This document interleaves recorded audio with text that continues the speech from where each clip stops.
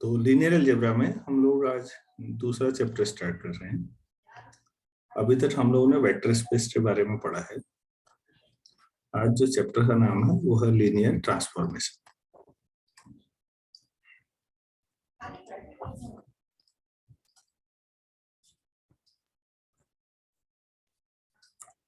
थोड़ा सा चीजें रिकॉल कर लेते हैं।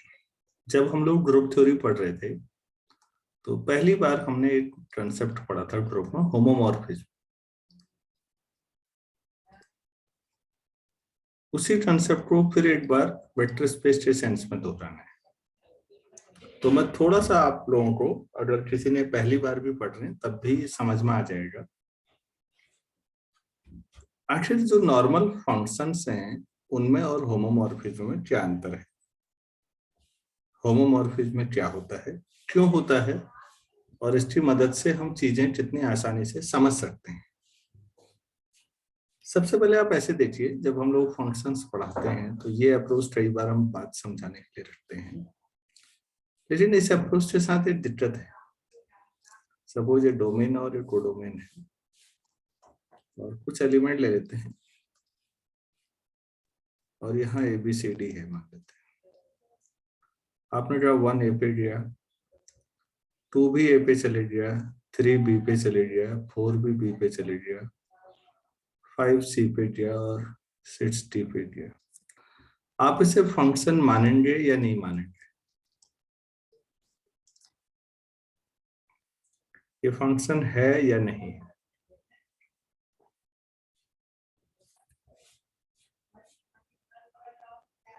सर है फंक्शन। अच्छा, क्यों? सर जो फंक्शन की डेफिनेशन होती है कि सर जो डोमेन का है एक हर एक एलिमेंट की सर एक इमेज होनी चाहिए और सर वो यूनिक होनी चाहिए। वेरी गुड, बहुत बढ़िया।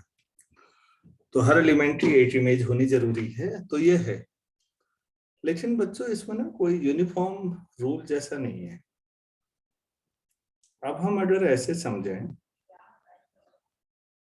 कि सपोज कभी ये ग्रुप जी है और ये जी डैश है, तो जाहिर सी बात है ये आइडेंटिटी होगी। इनमें ग्रुप में आइडेंटिटी हमेशा होती है। एक खास तरह की मैपिंग डिफाइन करें जिसमें ई आइडेंटिटी आइडेंटिटी पर ही मैप हो और कहीं ना हो केवल। और दूसरी बात ये हो कि अगर आपके पास कुछ एलिमेंट्स और भी हैं जो आइडेंटिटी पे मैप हो रहे हैं, मान लेते हैं ये घेरे के अंदर जितने भी एलिमेंट हैं वो सब आइडेंटिटी पे मैप हो रहे हैं सपोज। तो इस कलेक्शन को हम एक नया नाम दे देते हैं। किसी को याद है वो नाम क्या था? कर्नेल। Kernel, very good. तो वो कर्नेल है। कर्नेल का फायदा ये है कि अगर आपको ये समझ में आ गया कर्नेल में कितने एलिमेंट हैं जो राइट साइड के ग्रुप की आइडेंटिटी पे मैप होते हैं, मान लो ये 5 एलिमेंट हैं टोटल। इस कर्नेल के अंदर 5 एलिमेंट हैं जो ई डैश पर मैप हो रहे हैं, तो फिर बाकी जो अभी 5-5 के गुच्छे बनेंगे। कुछ 5 एलिमेंट किसी दूसरे एलिमेंट पर जाएंगे, यहाँ पर 5 एलिमेंट किसी तीसरे एलिमेंट पर जाएंगे, पूरा इस तरह से चलेगा। फिर 5-5 जैसा ही होगा। ये राइट साइड वाला जो फंक्शन वाला मैंने अभी बनाया ऐसा नहीं होगा कि कहीं दो दो एलिमेंट की इमेज जा रही है, कहीं सिंगल सिंगल जा रही है, ऐसा नहीं होगा। यहाँ कुछ पैटर्न बनेगा। पैटर्न में आपको देखना यह है कि आइडेंटिटी तो आइडेंटिटी पे जा ही रही है, और कौन कौन एलिमेंट हैं जो जी डैश की आइडेंटिटी पर मैप हो रहे हैं। और वो जो सारा कलेक्शन है उसे हम नाम दे रहे हैं कर्नेल।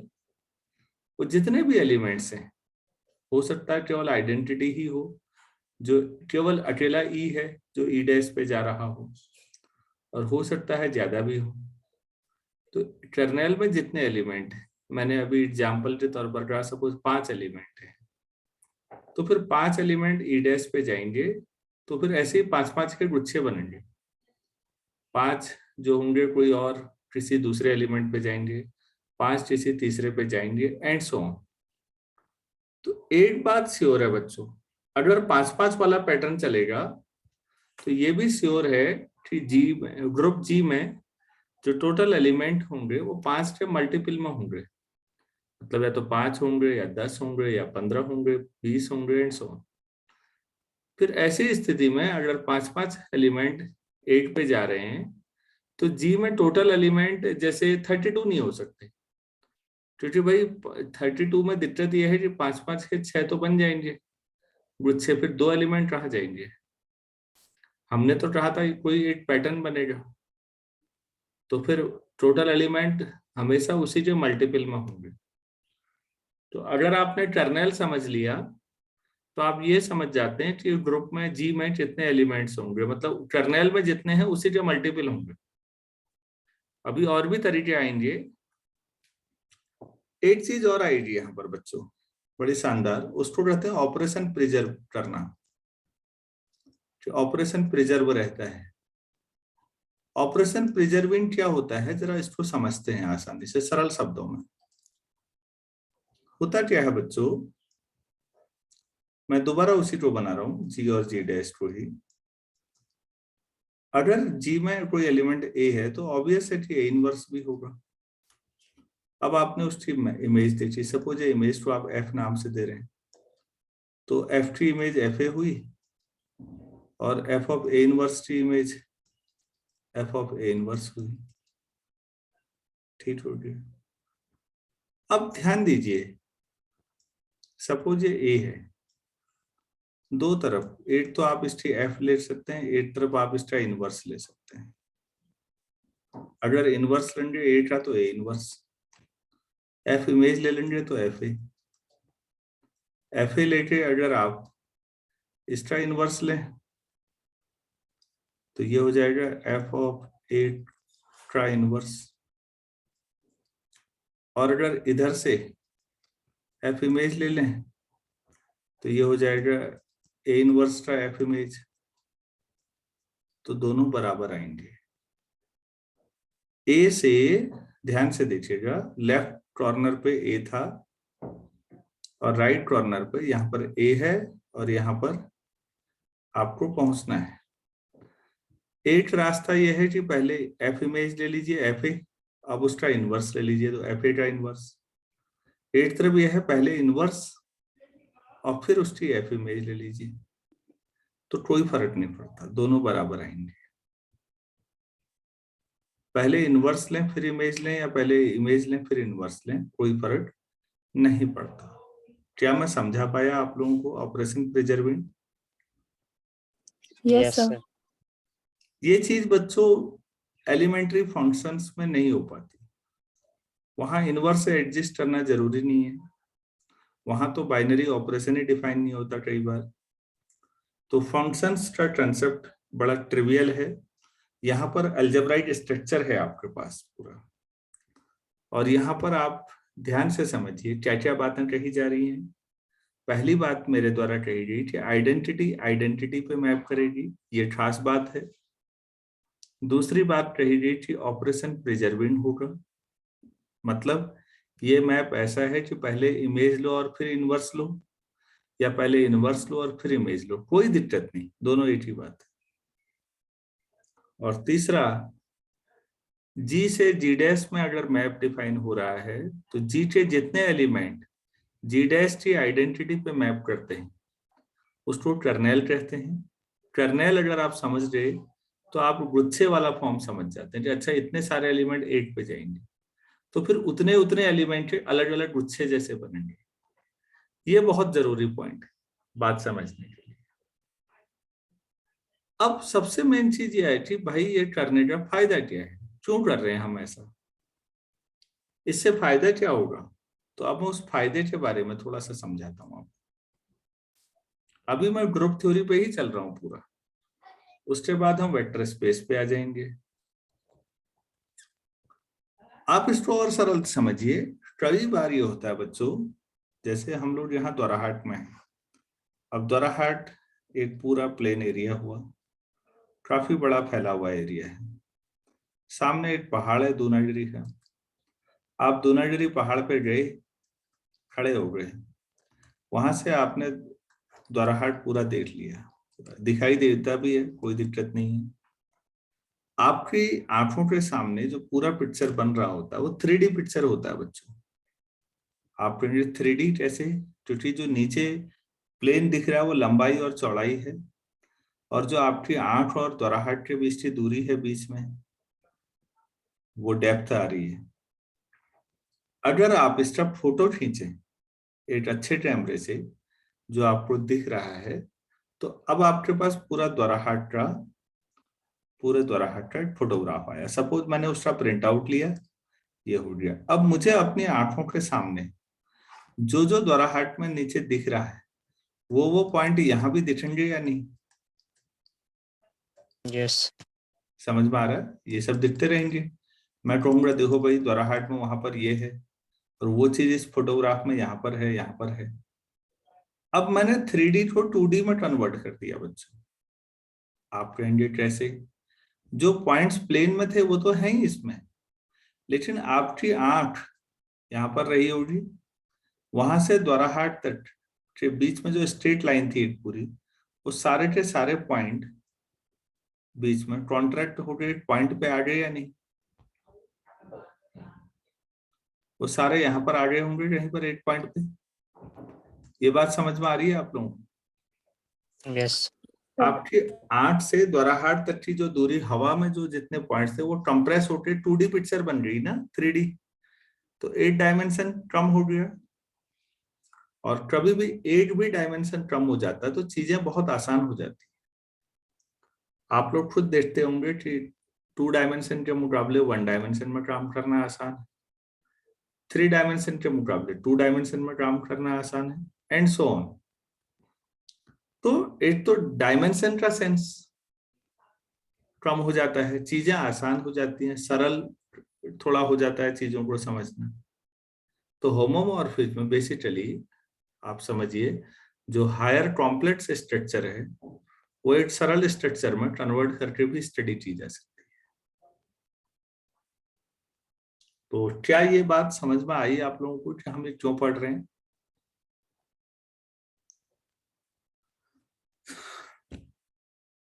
किसी को नहीं आया है अभी तो बोलिएगा प्लीज।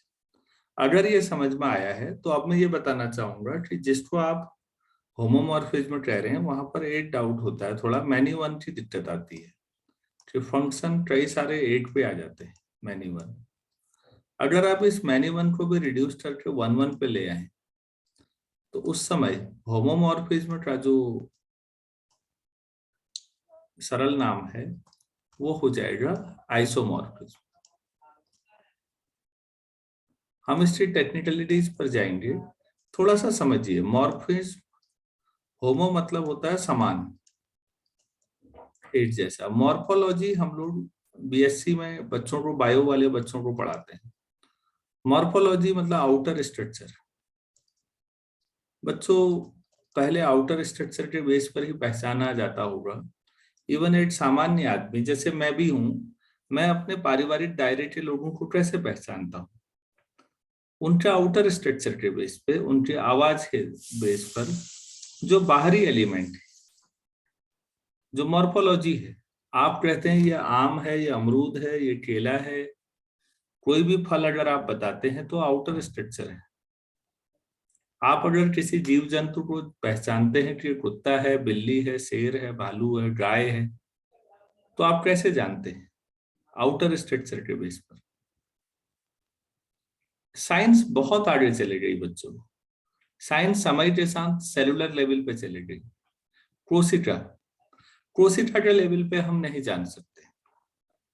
कोशिका तो छोड़िए, अगर मेरे परिवार के सारे सदस्यों का ब्लड सैंपल लिया जाए, सब रखा हुआ है, तो मुझसे पूछा जाए कि ये ब्लड सेल्स हैं, आप ही के परिवार के लोगों के हैं, आप पहचानिए, क्या मैं पहचान पाऊंगा? नो। संभव नहीं है। सेलुलर लेवल पे हर एक एनिमल या प्लांट का एक एक सेल रख दिया जाए तो हम नहीं पहचान पाएंगे। हम कैसे पहचानते हैं? एक मोटे तौर पर बाहरी आवरण। तो मॉर्फोलॉजी एक पेपर होता है जूलॉजी में भी पढ़ाया जाता है, बॉटनी में भी।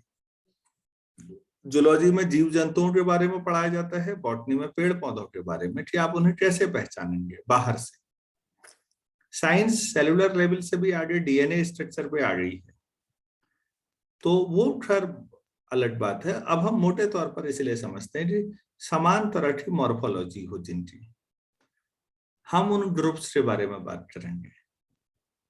तो इस शब्द का अर्थ ये था। और यहाँ पर आइसोमॉर्फिज्म, आइसो मतलब एग्जैक्टली समान, आइसो का मतलब सिमिलर होता है,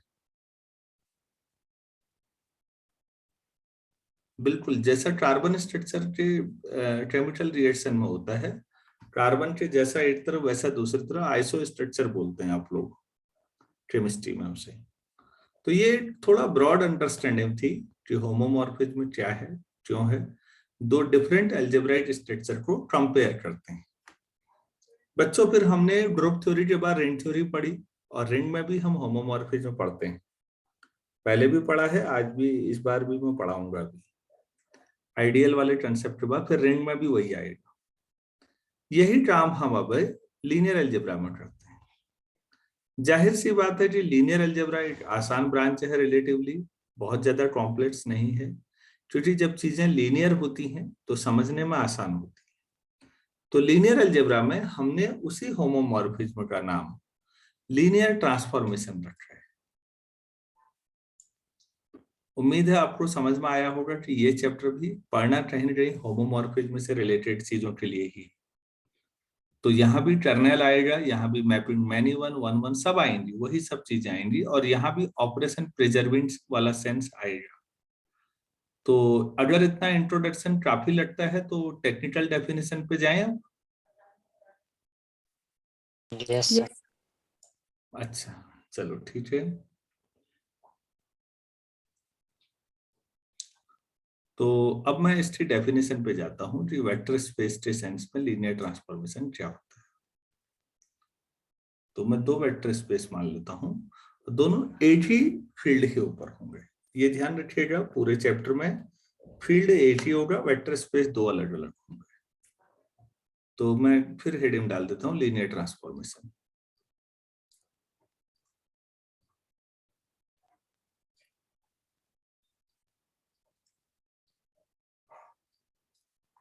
तो मान लेते हैं late u over f and v over f your will be two vector spaces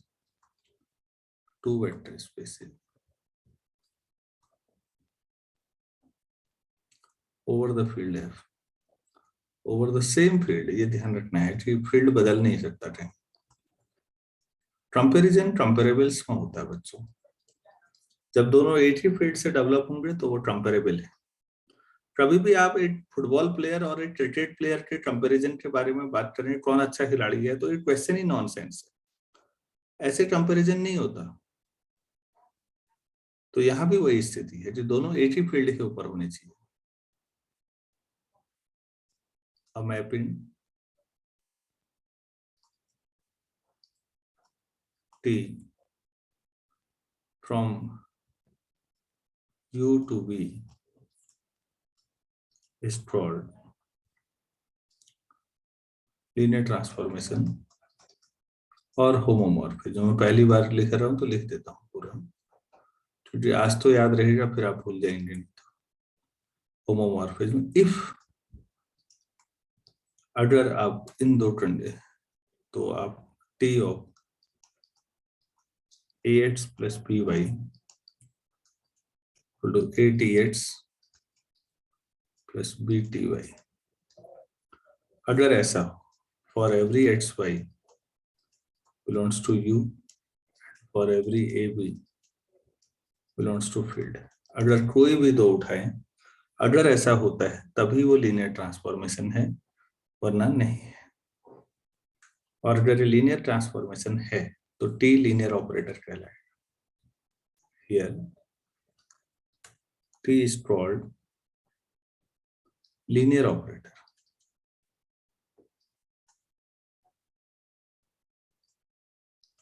तो अभी कई सारी प्रॉपर्टीज हम लोग सीखेंगे बच्चों। लीनियर ऑपरेटर काफी आसान चीज है, आसान चैप्टर है, और अच्छी बात यह है लीनियर अलजेब्रा के साथ कि हम लोग फाइनाइट डायमेंशनल वेक्टर स्पेस में काम कर रहे हैं।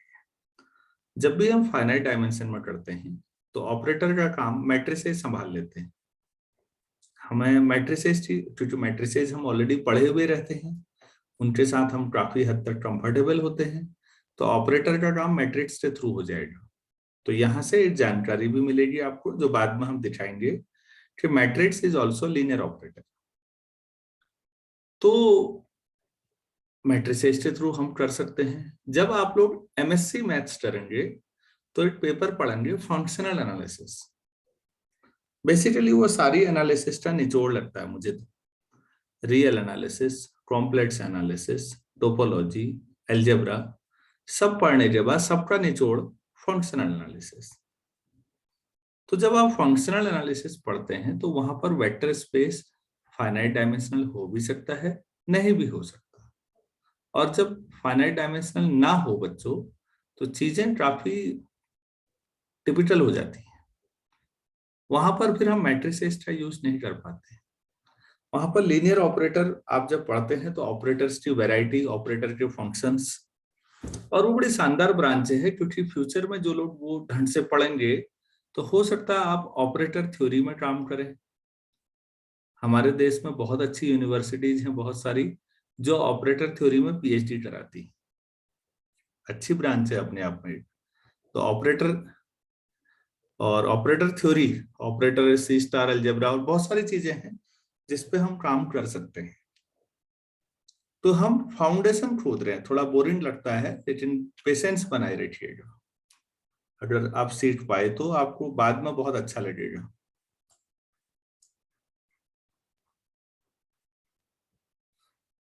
तो साहब ये हमारे पास, हमने कहा कि ये लीनियर ट्रांसफॉर्मेशन है। अभी लग नहीं रहा होगा आपको, आपको लगेगा नहीं कि साहब ये लीनियर ट्रांसफॉर्मेशन है तो लीनियर जैसा है। अच्छा, यहाँ पर लीनियर का मतलब थोड़ा सा ध्यान दीजिएगा, कैलकुलस के मुकाबले चीजें थोड़ा अलग है। जैसे टी ऑफ एक्स ट्रोमा वाई, कहीं पर कोई एक्स ट्रोमा वाई पॉइंट है और मैंने इसको एक्स प्लस 2 वाई माइनस 3 इस पॉइंट पे पहुंचा दिया। दोनों वेक्टर स्पेस ही है मान लेते हैं। तो ये लीनियर एक्सप्रेशन दिखता है बच्चों, लेकिन ये लीनियर है नहीं। हमें लगता है कि यार हमारे दिमाग में लीनियर मतलब जिसका स्क्वायर, क्यूब, अंडर रूट ना हो। यहाँ पर लीनियर ट्रांसफॉर्मेशन में लीनियर, ध्यान दीजिएगा क्योंकि आइडेंटिटी आइडेंटिटी पे जानी चाहिए, कहा था मैंने अभी, इसे हम प्रूव भी करेंगे। तो क्या T0 0 0 पे जा रहा है? T0 कहाँ से ले गया? 2 माइनस 3 पे ना। T0 0 यहाँ जाना चाहिए, चले यहाँ गया है। तो 0 0 पे मैप नहीं हो रहा है, तो क्या ये मैप लीनियर ट्रांसफॉर्मेशन है?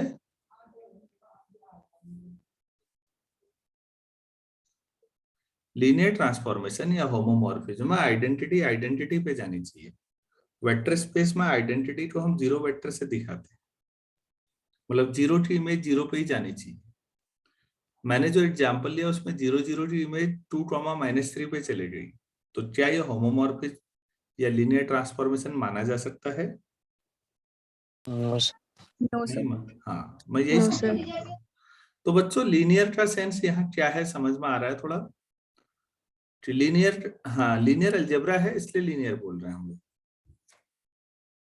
चलिए हम लोग अभी एक क्वेश्चन करते हैं पहले। Prove that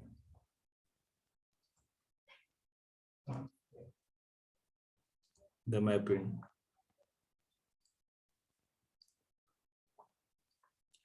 T from R to R to R to R, ये दोनों ही वेक्टर स्पेस है, defined as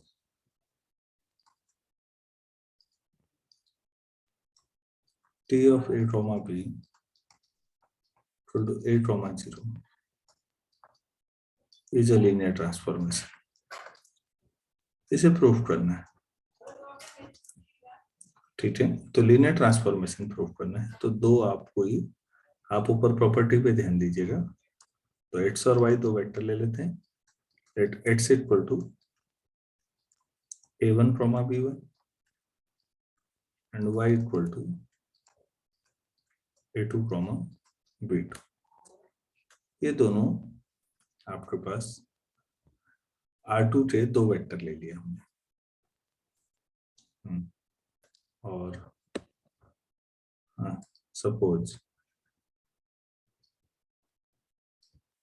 A comma B मान लेते हैं, जो फील्ड है रियल नंबर का। तो बताइए AX प्लस BY कितना आएगा? A1 comma B1 plus BY A2 comma B2। तो इसे कितना लिखेंगे आप? A1 comma AB1 plus BA2 comma BB2।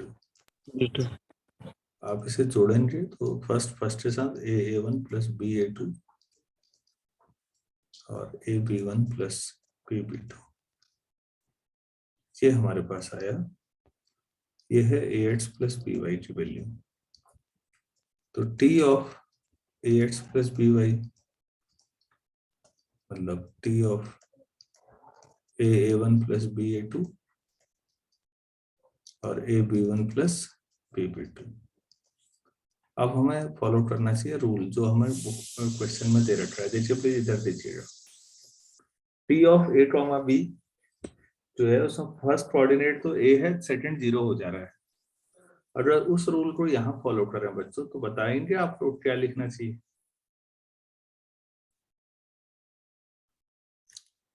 ये फर्स्ट कोऑर्डिनेट है, ये सेकंड कोऑर्डिनेट है, तो क्या लिखना चाहिए? पहला तो रहेगा, दूसरा 0 आ जाएगा। ऐसा लिख सकते हैं? Yes sir. अच्छा, A1 प्लस कॉमा 0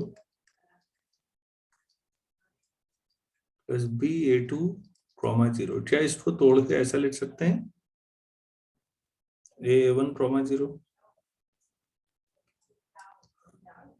तो A common A1 comma 0 B common A2 common. ये तो ठीक है। क्या इसको T of A1 comma B1 लिख सकते हैं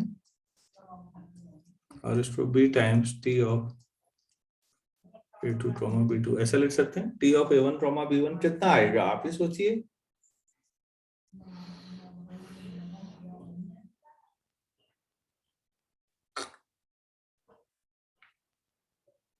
सभी लोग सहमत हैं या नहीं है?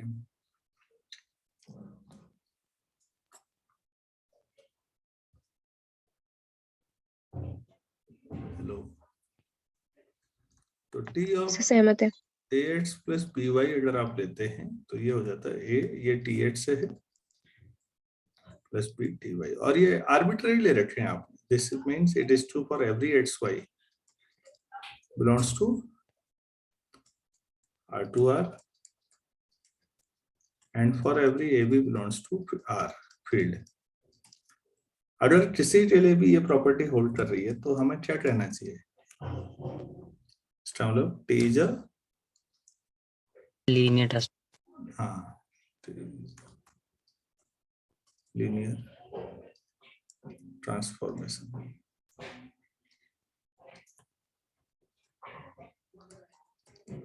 T बेसिकली लीनियर ऑपरेटर हुआ, जो वो रूल है वो लीनियर ट्रांसफॉर्मेशन है।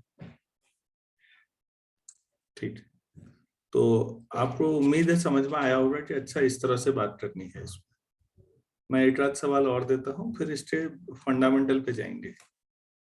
इसमें काफी एलिमेंट्री डेफिनेशन हैं अभी,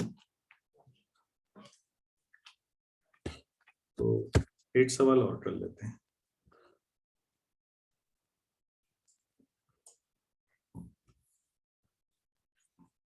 एक मैं आपके लिए छोड़ देता हूँ क्वेश्चन। ये क्वेश्चन आप लोग करेंगे तो सही रहेगा। Prove that the map, prove that the mapping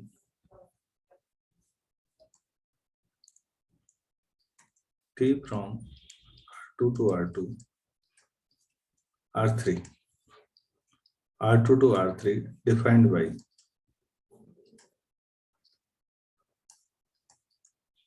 T of x1 comma x2 equal to x1 plus x2,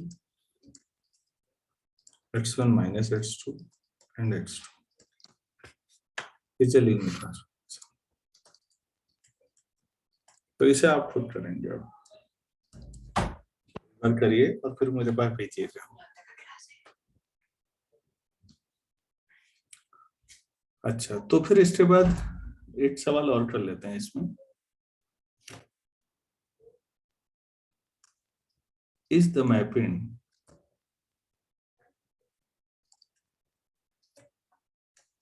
T from C to C for complex number, script C है,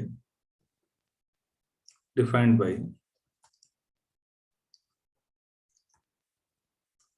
T of x plus iy equal to x पर linear transformation.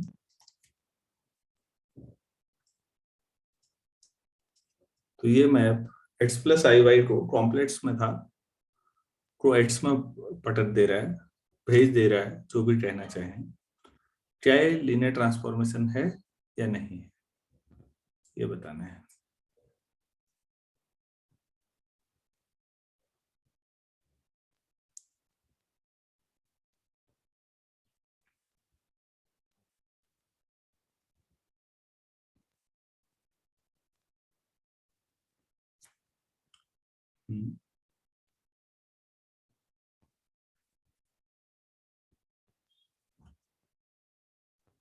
कोई अगर number ले लें आप, जैसे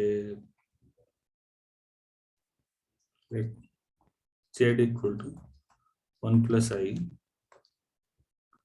और a equal to 1 minus आई, ये भी ओवर सी भी लिखना चाहिए था, स्ट्रिप सी ओवर सी। तो फील्ड क्या लेना है तभी तो क्लियर होगा। वेक्टर स्पेस बिना फील्ड के अधूरा हुआ। चलिए ठीक है, तो टी ऑफ ए जेड अगर आप ले रहे हैं, ए टी ले रहे हैं, तो भी ए ऑफ टी जेड होना चाहिए ना, लीनियर ट्रांसफॉर्मेशन। चलिए ठीक है, अब देखते हैं इधर को। टी ऑफ, पहले ए जेड मल्टीप्लाई कर लो, ए कितना है 1 माइनस आई और ये 1 प्लस आई, तो ये आ जाएगा T of 2। 1 minus I 1 plus आई कितना होता है, टी ऑफ 2 प्लस 0 आई, तो ये कितना आएगा रूल के हिसाब से 2। अब इधर को देखिए तो ए है 1 plus I, T A minus 1 minus I, कोई बात नहीं, तो यहाँ 1 प्लस आई होगा, तो 1 माइनस आई तो ठीक है। टी ऑफ 1 प्लस आई कितना आएगा, T of x plus i y पता है आपको बच्चों, तो टी ऑफ 1 प्लस आई कितना आएगा 1 आएगा ना, तो फाइनली ये 1 माइनस आई आ गया। क्या दोनों बराबर आए? हाँ, मतलब कॉम्प्लेक्स नंबर का फील्ड कॉम्प्लेक्स के ऊपर ही ले लिया, तो ये लीनियर ट्रांसफॉर्मेशन नहीं आ रहा है, क्योंकि ये जो लीनियर ट्रांसफॉर्मेशन होता है फॉर एवरी भी होता है। मैंने अगर इस टाइप का ले लिया तो एक तरफ कुछ और दूसरी तरफ कुछ और आएगा, बराबरी तो हो ही नहीं पाएगी, तो ये लीनियर ट्रांसफॉर्मेशन नहीं। उम्मीद है आपको लीनियर ट्रांसफॉर्मेशन या होमोमॉर्फिज्म का कंसेप्ट क्लियर हो गया होगा। चलो, तो अभी इतना करते हैं, फिर 5 मिनट के बाद जोड़ते हैं बच्चों। Thank you.